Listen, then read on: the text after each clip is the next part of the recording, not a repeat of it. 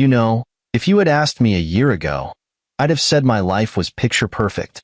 A loving wife, Emma, two incredible kids, a warm home filled with laughter, and friends who felt more like family. We were that couple, the one others envied at every dinner party. My wife, Emma, had this way about her. She could light up any room just by walking in. People gravitated to her charm, her wit, and that disarming smile. To me, she wasn't just my wife. She was my rock, my partner, my everything. Life wasn't perfect, of course. Whose is? We had our ups and downs, like any couple. Silly arguments over chores, the occasional disagreement about money, and those rare but heated fights that ended with one of us retreating to separate corners. But no matter what, we always found our way back to each other. At least, that's what I thought. That's the dangerous thing about illusions. They're so convincing you never see the cracks until it's too late. Our Friday night dinner parties were one of those constants in our marriage. It started as a way to keep in touch with friends, but over the years, it became a tradition. Emma loved hosting. She'd spend hours crafting the perfect menu, arranging flowers, and making sure every detail was flawless. Watching her in her element, commanding the room, made me fall in love with her all over again. It was in those moments, surrounded by laughter and clinking glasses, that I'd think, this is it. This is the life I always wanted. But looking back now, I realize I was seeing what I wanted to see, not what was really there. The cracks had started to form long before I noticed them. Small things at first, Emma growing quieter at night, her laugh feeling a little more forced. It was subtle, almost imperceptible, but it was there. I brushed it off as stress. She had a demanding job, and juggling work, the kids, and our social life wasn't easy. I told myself, she just needs time to breathe. We'll get through this. For a while, I even blamed myself. Maybe I wasn't doing enough to make her happy. I started helping out more around the house, planning date nights, and surprising her with little gifts. But no matter what I did, that distance between us only seemed to grow. It's funny how the mind works, how it can convince you to ignore what's right in front of you because the truth is just too painful to face. Emma's behavior started changing in other ways, too. She used to leave her phone lying around, on the kitchen counter, the nightstand, wherever, but suddenly, it was always with her. She'd tuck it into her pocket, or place it face down on the table. I remember asking her about it once, jokingly, and she laughed it off. Work emails, she said. Nothing exciting. I wanted to believe her. I really did. But something about the way she smiled didn't feel the same. Even our conversations began to shift. Emma had always been the first to ask about my day, eager to share stories about hers. But then, those conversations started to fade. She'd give vague answers, change the subject, or retreat into her phone. I told myself it was just a phase, a rough patch we'd work through together. But deep down, I think a part of me already knew. You see, trust isn't something that just disappears overnight. It erodes slowly, like waves against a rock. And once those cracks start to form, it's almost impossible to ignore them. I tried, though. I tried so hard to hold on to the version of Emma I thought I knew, the version I fell in love with. But every little inconsistency, every half-hearted excuse, made it harder and harder to pretend. I remember one Friday night in particular. We were hosting another dinner party, and everything seemed normal on the surface. Emma was laughing with our friends, pouring drinks, and playing the perfect hostess. But I couldn't shake the feeling that something was off. She kept checking her phone, slipping away to take calls from work. I watched her from across the room, trying to read her face, her body language. She looked happy, carefree, even. But there was a part of me that couldn't stop wondering, is this real, or is she just pretending? That night, after the guests left and the kids were asleep, I lay in bed next to Emma, staring at the ceiling. I wanted to ask her what was wrong, to tell her I missed her, but the words wouldn't come. Instead, I stayed silent, hoping that maybe, just maybe, things would go back to the way they were. It's strange, isn't it? How you can feel so close to someone, and yet so far away at the same time. I didn't know it then, but that feeling was just the beginning of everything falling apart. You know that old saying, ignorance is bliss? I used to think that was true, but now I know better. Ignorance isn't bliss, It's a ticking time bomb. And once the truth explodes, it leaves destruction in its wake. That's exactly what happened to me. The little changes in Emma's behavior, the phone glued to her hand, the half-truths, the way she started to pull away, had all been nagging at me, but I kept telling myself it was nothing. I convinced myself I was just being paranoid. But deep down, I think I already knew. I just didn't want to admit it. One night, the bomb finally went off. It started with a phone bill. Emma usually handled our finances, so I rarely gave them a second thought. But that morning, the bill was sitting on the counter, and curiosity got the better of me. I wasn't looking for anything specific. I wasn't even sure why I picked it up. But as I scanned through the list of calls, one number kept showing up, again and again. Late-night calls, long conversations, and at times when I knew she wasn't working late, like she said. At first, I told myself it could be a coworker or a friend. But the longer I stared at that number, the harder it became to convince myself. My hands were shaking as I dialed it. I didn't know what I was expecting. Maybe a woman's voice, or even just an automated voicemail. Instead, a man answered. "Hello?"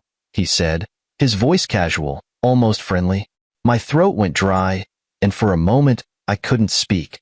I hung up without saying a word. That's when the floodgates opened.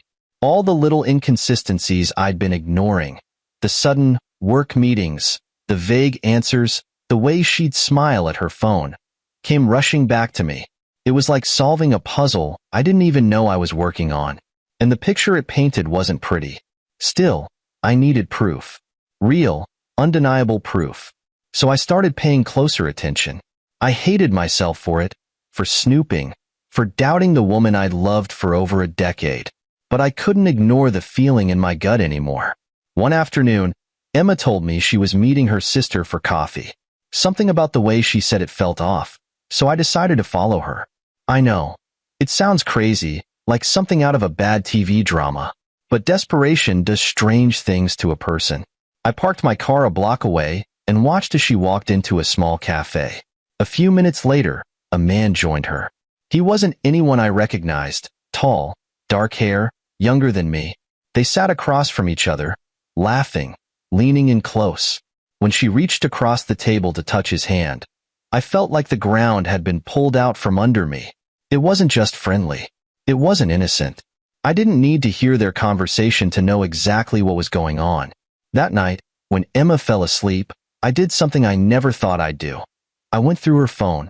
I told myself it was the only way to be sure, but part of me already knew what I'd find. And I was right. The messages were all there. Texts, photos, even plans to meet while I was at work. It wasn't just a fling. It was something deeper, something that had been going on for months. They joked about me in the messages, laughed about how clueless I was. Reading those words felt like being stabbed in the heart over and over again. I sat there in the dark, staring at her phone, trying to process what I was seeing. The woman I had built my life with, the mother of my children, was lying to me, mocking me, betraying me in the most humiliating way possible. I didn't sleep that night. I couldn't. My mind was racing, replaying every moment of our marriage, trying to figure out where it all went wrong. By the time the sun came up, I had made a decision. I wasn't going to confront her right away. I needed time to think, to plan. If she wanted to lie and hide, I was going to make sure she couldn't escape the truth. Not this time. Not without consequences. That's when the idea came to me. The dinner party. It was perfect. Emma loved those nights, loved being the center of attention. And if she wanted to pretend everything was fine, I was going to shatter that illusion in the most public way possible. It wasn't just about revenge, though I'd be lying if I said I didn't want her to feel the pain she'd caused me. It was about making her face the truth, in front of everyone she thought she'd fooled. Looking back now, I'm not sure what scared me more, what I had discovered, or what I was planning to do about it. But one thing was certain. The life I thought I had, the woman I thought I knew, were gone. And there was no going back. The days leading up to the dinner party were a blur. I went through the motions of normalcy, pretending everything was fine while the storm inside me grew. Emma didn't suspect a thing. If anything, she seemed more relaxed than she had in weeks. Maybe she thought she'd fooled me for good, or maybe she just didn't care anymore. Either way, Her calmness only fueled my determination. I planned every detail of the evening meticulously. If this was going to be the night everything unraveled, I wanted it to feel perfect, at least on the surface. I bought Emma's favorite wine, the one she always raved about at these gatherings. I used the candles she loved, the ones that gave the house that warm, welcoming glow. I even cooked her go-to appetizer, bruschetta with basil and mozzarella. It had to feel like any other Friday night, like nothing was out of the ordinary. As the day of the dinner party arrived, I wrestled with doubt. Was this the right way to handle things? Would it backfire? What would our friends think? But every time those questions crept in, I remembered the texts, the photos, the way she had laughed at my expense. Any guilt I felt was quickly replaced by a cold, simmering resolve. When Emma came home that evening, she walked into the house and froze for a moment. Her eyes scanned the perfectly set table, the candles flickering softly, the plates arranged just so. "Wow," she said, genuinely smiling. "You've really outdone yourself." For a brief moment, I felt a pang of guilt. She looked so happy, so at ease. But then I remembered where she had been just days earlier, laughing and holding hands with a man who wasn't me. The guilt evaporated as quickly as it had come. The guests started arriving on time, as they always did. First came our friends, Rachel and Ben, laughing and chatting as they handed Emma a bottle of wine. Then Emma's sister, Caroline, showed up, followed by a few of her colleagues from work. The house was soon filled with the hum of conversation, the clinking of glasses, and the occasional burst of laughter. It all felt so normal, so ordinary. But beneath the surface, I was anything but calm.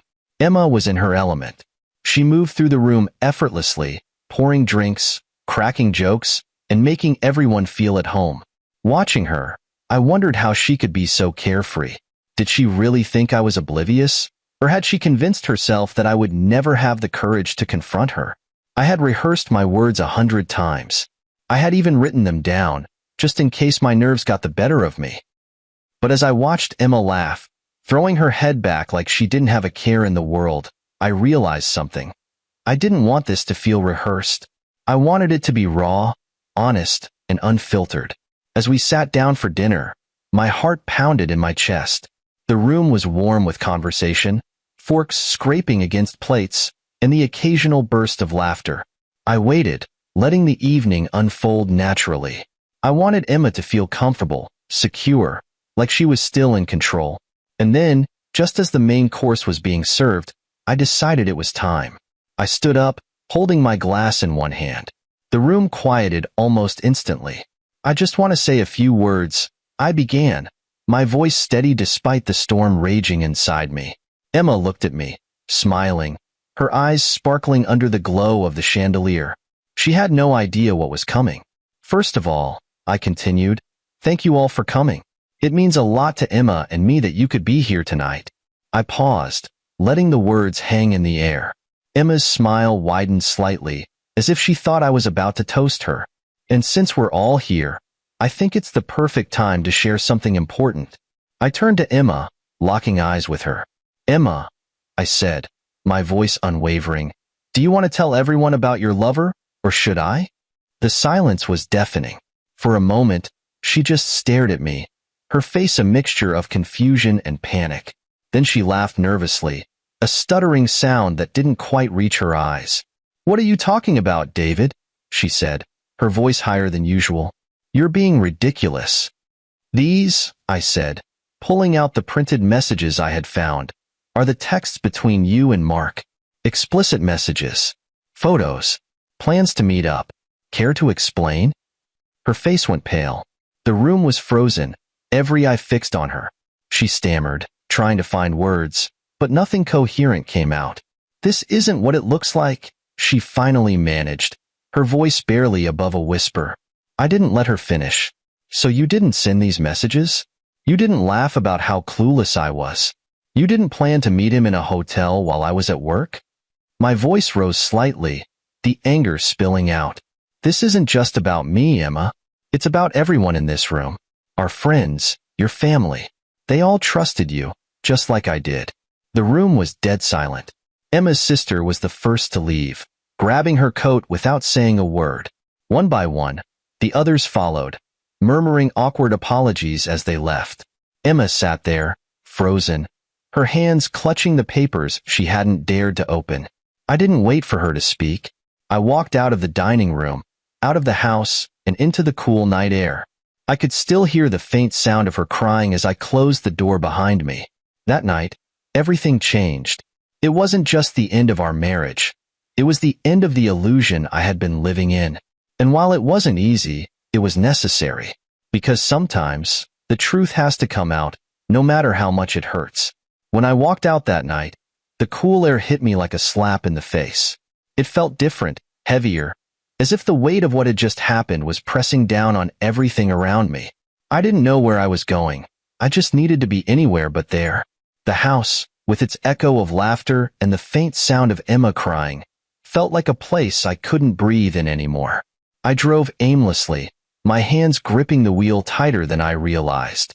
The streets were quiet, almost eerily so, as if the world itself was holding its breath.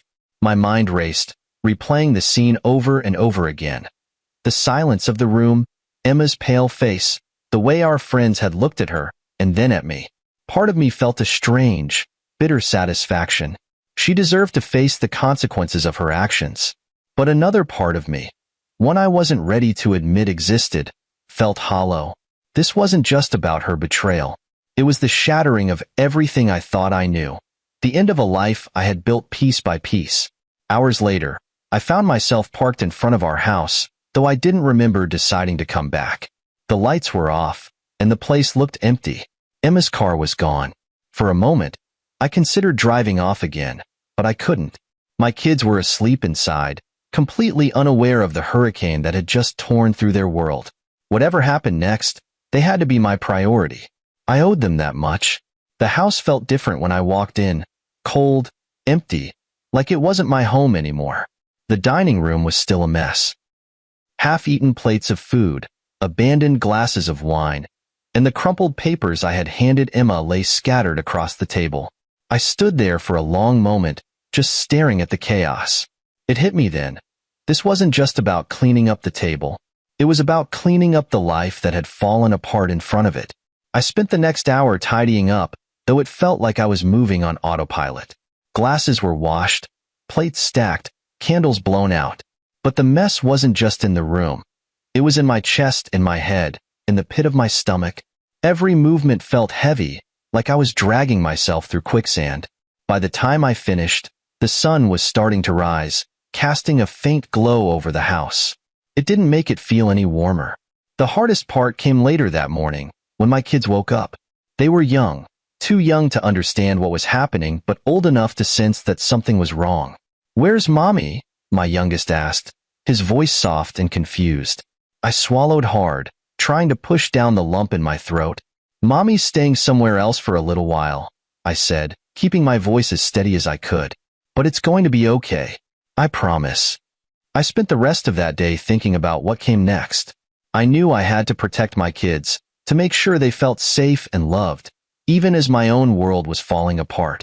I also knew I needed to take action. Emma might have been the one who shattered our marriage, but I couldn't let her control what happened next. So, I made a decision. I called a lawyer. That first call was one of the hardest things I've ever done. It felt so final, like signing a death certificate for the life I'd built, but it also felt necessary. I didn't want to give Emma the chance to manipulate the situation or twist things to her advantage. I wanted everything to be clear, official, and, most importantly, fair. For the sake of the kids, if nothing else. Filing for divorce wasn't easy. It wasn't just about walking away from Emma. It was about letting go of a part of myself, the part that had believed in her, that had trusted her, that had built a future around her. It felt like admitting failure, even though I knew deep down it wasn't my failure to own. She had made her choices, and now I had to make mine.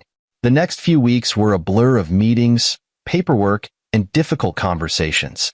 I told my kids as much as they needed to know, keeping it simple but honest. "Mom and I can't live together anymore," I explained, fighting back tears. "But we both love you very much, and that's never going to change." They cried. I cried too. There's no easy way to explain something like this to children, no way to protect them from the pain. All I could do was hold them close and promise them I'd always be there. Life didn't magically get easier after that. There were days when I felt like I was barely holding it together, overwhelmed by everything I had to juggle.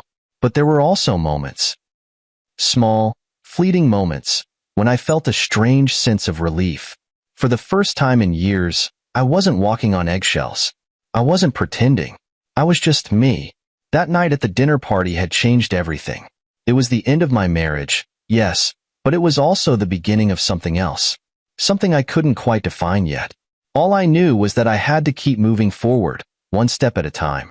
For my kids. For myself. For the life I still had ahead of me. The days after the dinner party and filing for divorce were some of the hardest I've ever lived through. It felt like I was wading through quicksand. Every step forward was heavy, uncertain, and exhausting. Nights were the worst. I'd lie awake for hours, staring at the ceiling, my mind replaying everything over and over again. The laughter, the texts, the look on Emma's face when I exposed her in front of everyone. Part of me kept wondering if I had done the right thing, if there was a better way to handle it. But there was no going back. The only option left was forward. At first, I thought I could push through the pain on my own. I told myself to focus on practical things, work, the kids, the legal process, but the weight of it all started catching up to me. It wasn't just the betrayal that hurt. It was the loss of the life I thought I had. Everything felt so fragile. I couldn't help but ask myself, was any of it real? Was I just blind all along? One evening, a friend, Ben, one of the few who had stayed after the dinner party, called to check in. I didn't want to talk, but he wouldn't take no for an answer. He didn't push me to share anything. He just listened. For the first time, I admitted how lost I felt, how angry and humiliated I was. Ben didn't try to fix it or tell me it would be okay. He just said, "You don't have to go through this alone, Jack." That conversation was a turning point for me. It made me realize that I needed help. Real help. The next day, I looked up a therapist and scheduled my first appointment. I was skeptical at first. Talking about my feelings to a stranger felt unnatural, uncomfortable even. But the more I opened up, the more I started to see the patterns I hadn't noticed before. Years of brushing things under the rug, of putting Emma's happiness above my own, of ignoring my own needs because I thought that's what love was supposed to look like. Therapy wasn't a quick fix. It was messy and painful. There were sessions where I left feeling raw, like someone had ripped open an old wound. But slowly, I started to unpack the anger, the resentment, and, most importantly, the guilt. I realized that Emma's choices weren't about me. They were about her. Her actions weren't a reflection of my worth as a husband or a father. They were a reflection of her character, her decisions. That realization didn't erase the pain, but it gave me a sense of clarity I hadn't felt in weeks. During this time, I also started reconnecting with myself in ways I hadn't in years.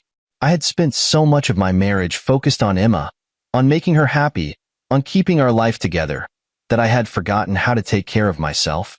I started small, a morning walk here, a book I'd been meaning to read there.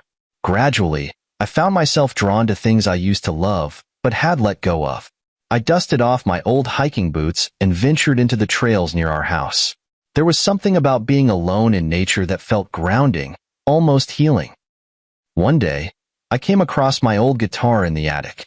It had been years since I'd played, but I spent that evening strumming the familiar chords, letting the music fill the empty house. It was rusty at first, but it didn't matter. For the first time in weeks, I felt lighter. Like maybe, just maybe, I could find pieces of myself again. I also leaned on my kids more than I thought I could. They became my anchor, my reason to get up every morning and keep going. Watching them laugh, helping them with homework, even just sitting together in the quiet moments reminded me of what truly mattered. They didn't care about the chaos swirling around us. All they needed was my love and my presence. And truthfully, I needed them just as much. Ben and a few other friends became an unexpected source of strength as well. They didn't judge me for staying with Emma as long as I did, or for finally walking away. They listened, supported, and reminded me of who I was outside of my marriage. It was strange, realizing how much I had isolated myself over the years without even noticing. Letting people in again felt vulnerable, but it also felt necessary. As the weeks turned into months, I started to see small glimpses of hope. It wasn't like flipping a switch, more like slowly turning the dial on a dimmer. There were still hard days, moments when the weight of everything threatened to pull me under. But there were also moments of clarity, of quiet relief. For the first time in years, I wasn't walking on eggshells. I wasn't pretending. I was just me.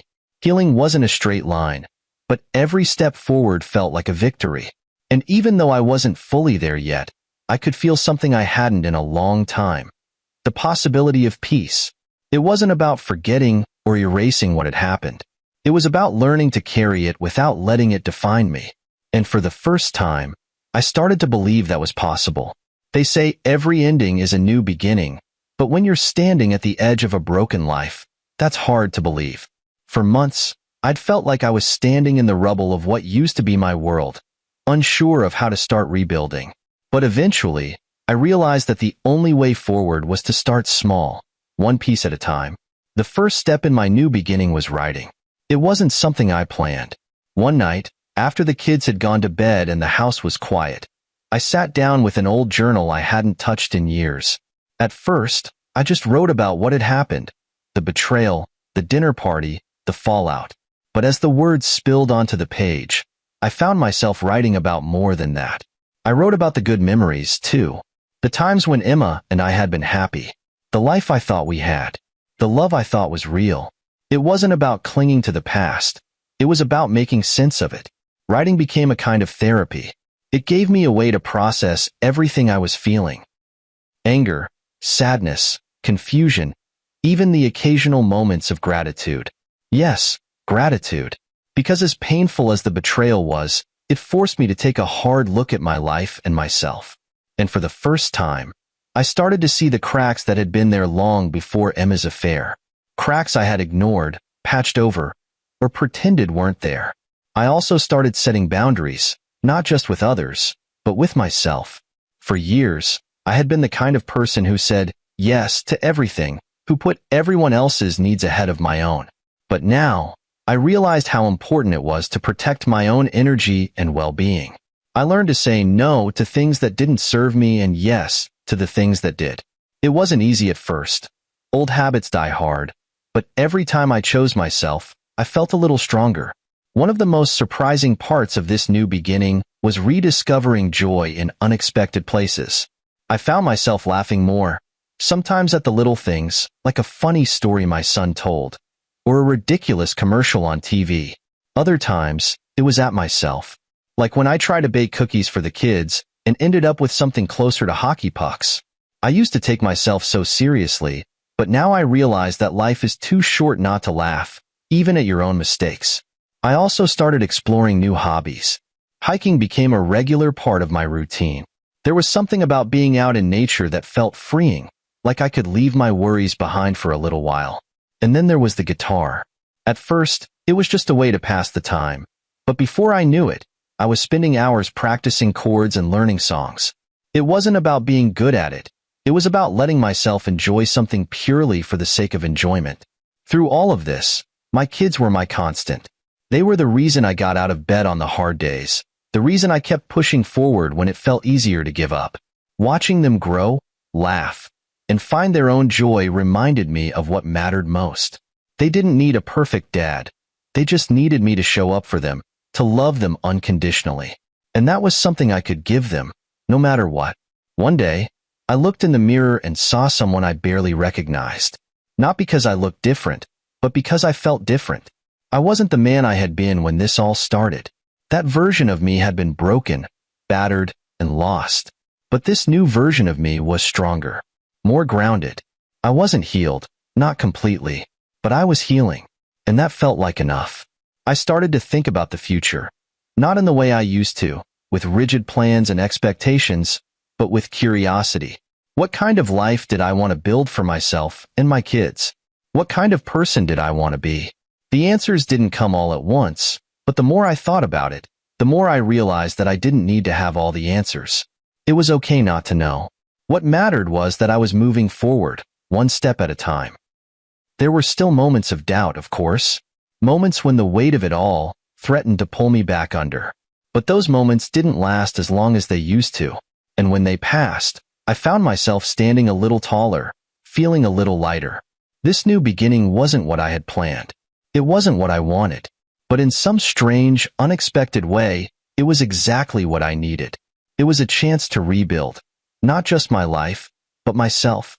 And for the first time in a long time, I felt hopeful, not because everything was perfect, but because I had learned that I didn't need perfection to be happy.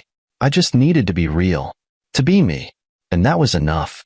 There's something strange about waking up one day and realizing that the worst is behind you. It doesn't happen all at once, like flipping a switch. It's more like a slow sunrise. At first, it's dark, and you don't even realize the light is coming. But then, little by little, you start to notice it. Small moments that feel less heavy, breaths that don't hurt as much, mornings where getting out of bed doesn't feel like a chore. That's where I found myself, standing in the light of a life I never planned but was slowly learning to embrace. For the first time in years, I felt like I was truly present in my own life. The fog of anger and sadness that had hung over me for months began to lift. I noticed things I hadn't before. The sound of my kids laughing in the next room, the way the sunlight streamed through the windows in the early morning, the quiet peace of an empty trail during a hike. These small moments felt like gifts, reminders that life, no matter how broken, still had beauty to offer. The biggest change was in my relationship with my kids. They had always been my world, but now they were my reason for everything. I made it a point to be there for them, not just physically, but emotionally. We spent more time together, just the three of us. Movie nights with popcorn spilling everywhere, board games that always ended in laughter, and impromptu dance parties in the living room. They became my anchors, grounding me in a love that was pure and unconditional. Of course, it wasn't all smooth sailing. There were days when the weight of everything threatened to pull me back under. Days when a memory of Emma would catch me off guard, or when I'd see something that reminded me of the life we used to have. Those moments hurt, and sometimes they still do. But I learned not to fight them. Instead, I let myself feel the pain, knowing that it was part of the process. The key wasn't to avoid it. It was to move through it. One of the hardest parts of moving forward was redefining who I was outside of my marriage. For so long, my identity had been tied to being Emma's husband, to being part of this partnership I thought was unbreakable. Now, I had to figure out who I was on my own. It was daunting, but also strangely liberating. I started to see myself as more than just what I had lost. I was a father, a friend, a person with passions and dreams that were still worth pursuing. Writing continued to be a lifeline for me. What started as a way to process my pain turned into something more. I began sharing my story, not just with friends, but in support groups and even online. At first, it felt terrifying to put myself out there, to expose the raw, messy parts of my life. But the response was overwhelming. People reached out to tell me how much my story resonated with them, how it gave them hope that they, too, could survive their own struggles. It was humbling to realize that my pain could help others heal. As time went on, I started to rebuild my sense of trust, not just in others, but in myself. That was the hardest part. After everything that had happened, it was easy to doubt my own judgment, to second-guess every decision I made. But slowly, I began to trust my instincts again. I learned to listen to that quiet inner voice, the one that had been drowned out for so long. It wasn't always easy, but with each step, I grew more confident in my ability to navigate the world on my own terms. I also discovered the importance of celebrating small wins. There were no grand moments of triumph, no fireworks to signal that I had made it. But there were moments, like when I laughed without feeling guilty, or when I caught myself smiling at a memory instead of crying over it. Those moments felt like victories, reminders that I was moving forward, even if the progress was slow. Looking back, I realized how far I had come. The man who had walked out of that dinner party, shattered and lost, wasn't the same man who now stood in the light of a new life. I wasn't fully healed. Maybe I never would be, but I was stronger, more grounded, and more at peace with myself than I had ever been. Life beyond the pain wasn't perfect, but it was real. And for the first time in a long time, that was enough. I didn't need the illusion of a perfect marriage or the approval of others to feel whole. All I needed was the love of my kids, the support of my friends, and the quiet assurance that I was enough, just as I was. If you told me a year ago that I'd find peace after everything that happened, I wouldn't have believed you. But here I am, standing in the light of a life I never expected, grateful for every step that brought me here. And while the journey isn't over, I know one thing for certain. I'm finally on the path to something better, something real. As the weeks turned into months, I began to realize that my story didn't have to end with pain. It wasn't just about what I had lost or how I had been betrayed. It was about what I had learned and how I could use that to move forward. The idea of sharing my journey started as a small thought, something I kept tucked away in the back of my mind. But the more I processed my feelings, the more I felt compelled to speak up. I wanted others to know they weren't alone, that healing was possible even after everything falls apart. At first, I started small. I confided in close friends, people who had stood by me through the chaos. Sharing the details of what I had gone through was harder than I expected. Saying the words out loud made it all feel real again, raw and unfiltered. But their reactions were surprising. Instead of pity or awkwardness, I was met with empathy and understanding. They didn't judge me for the mistakes I had made or for staying in the marriage longer than I should have. They just listened, offering support in a way I hadn't known I needed. Encouraged by those conversations, I joined a support group, sitting in a circle of strangers, all carrying their own stories of heartbreak and betrayal, felt both terrifying and strangely comforting. I listened as others shared their experiences, their anger, their sadness, their moments of doubt, and I saw pieces of myself in every story. When it was my turn to speak, I hesitated. But once I started, the words came pouring out. I talked about the dinner party, the betrayal, and the long nights spent questioning everything I thought I knew. By the time I finished, I felt lighter, as though saying it all out loud had lifted a weight off my chest. It wasn't just about finding a place to vent, though. The support group became a space for growth and reflection. Hearing how others had navigated their pain gave me new perspectives on my own. I realized that healing wasn't a one-size-fits-all process. Some people found solace in faith, others in art or travel. For me, it was about finding my voice, not just figuratively, but literally. Sharing my story gave me a sense of purpose, a way to turn my pain into something meaningful. Eventually, I started writing more intentionally. What had begun as private journaling evolved into something I wanted to share with a wider audience. I began posting my reflections online, in forums and blogs dedicated to relationships and personal growth. The response was overwhelming. People from all walks of life reached out to say how much my words resonated with them. Some were going through similar experiences, while others simply found comfort in knowing they weren't alone. One message, in particular, stayed with me. It was from a woman who had just discovered her partner's infidelity. She wrote, "I don't know how to keep going, but reading your story gives me hope that maybe one day, I'll be okay too." Her words struck a chord deep within me. I remembered how lost I had felt in the beginning, how impossible it seemed to imagine a life beyond the pain. Knowing that my journey could offer even a glimmer of hope to someone else felt like a gift, a reminder that my struggle hadn't been in vain. Sharing my story also helped me see it in a new light. It wasn't just about betrayal and heartbreak anymore. It was about resilience, growth, and the power of rebuilding. Every time I wrote about what I had been through, I found myself focusing less on the pain and more on the lessons I had learned. I wrote about the importance of setting boundaries, of rediscovering who you are outside of a relationship, of leaning on the people who truly care about you. These weren't just abstract ideas. They were truths I had lived and fought to understand. As I continued to share my journey, I realized something profound. Healing isn't just about moving on, it's about connecting. We all carry wounds, some deeper than others, but when we share our stories, those wounds become bridges. They create spaces for empathy, understanding, and growth. In helping others navigate their own pain, I found a deeper sense of purpose and closure.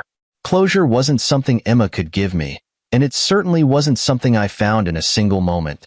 It was a process, one that I built for myself piece by piece. By sharing my story, I let go of the need to understand why she did what she did. The why didn't matter anymore. What mattered was how I chose to move forward, how I chose to reclaim my life and my sense of self. Looking back, I see that the night of the dinner party wasn't just the end of my marriage. It was the beginning of something bigger. It was the start of a journey I never asked for, but one that taught me more about myself than I ever thought possible. And while I don't know what the future holds, I know one thing for certain. Sharing my story has turned my pain into strength and my strength into hope. To anyone out there who feels like the ground has been pulled out from under them, I want you to know this: you're not alone. Healing is messy, imperfect, and often painful, but it's also transformative. You don't have to do it all at once.